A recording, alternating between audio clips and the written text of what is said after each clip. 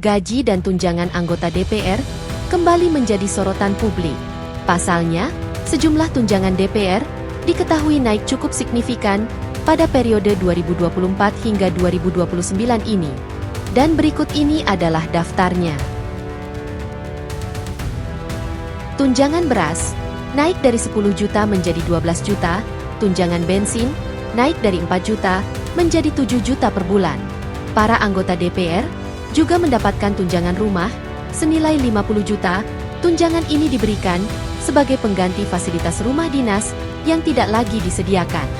Jika dirincikan, total gaji anggota DPR adalah sebagai berikut. Gaji pokok Rp4.200.000, tunjangan suami istri Rp420.000 atau 10% dari gaji pokok.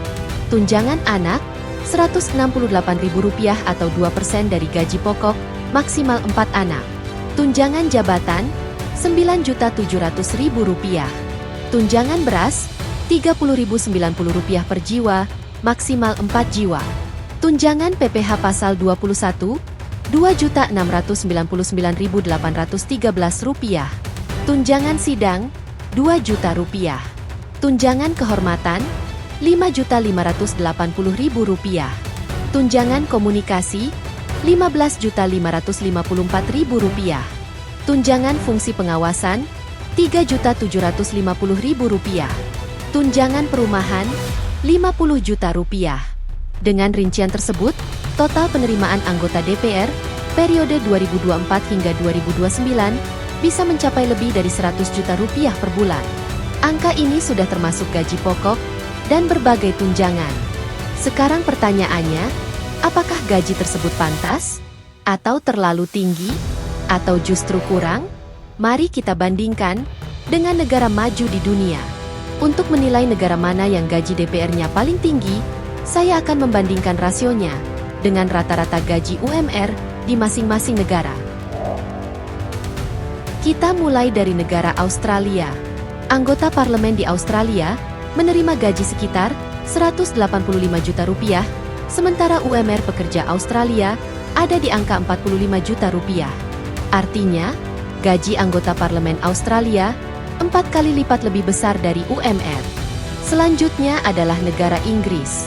Gaji anggota parlemen Inggris sekitar Rp160 juta per bulan dengan gaji UMR rata-rata Rp36 juta.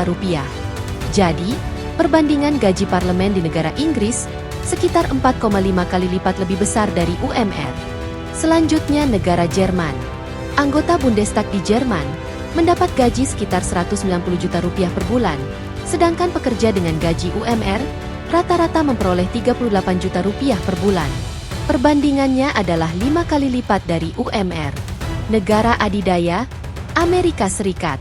Anggota Kongres di Amerika Serikat mendapat gaji sekitar Rp220 juta per bulan, sedangkan upah minimum pekerja sekitar Rp40-50 juta.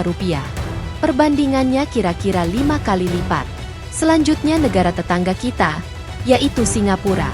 Anggota parlemen di Singapura mendapat gaji sekitar Rp200 juta per bulan, sementara pekerja dengan gaji UMR rata-rata memperoleh sekitar Rp38-40 juta. Sehingga perbandingannya sekitar 5 kali lipat. Selanjutnya negeri Sakura, Jepang. Gaji anggota parlemen di Jepang sekitar Rp170 juta per bulan dengan UMR rata-rata Rp28 juta. Perbandingannya sekitar 6 kali lipat.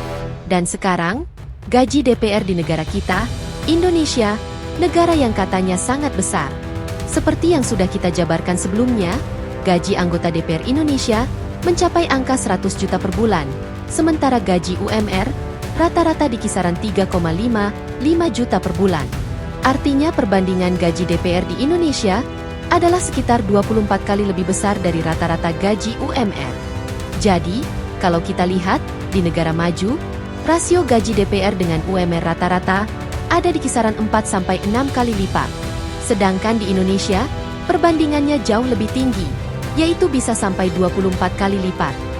Bisa disimpulkan, gaji DPR Indonesia adalah yang paling tinggi jika dibandingkan dengan negara maju di dunia.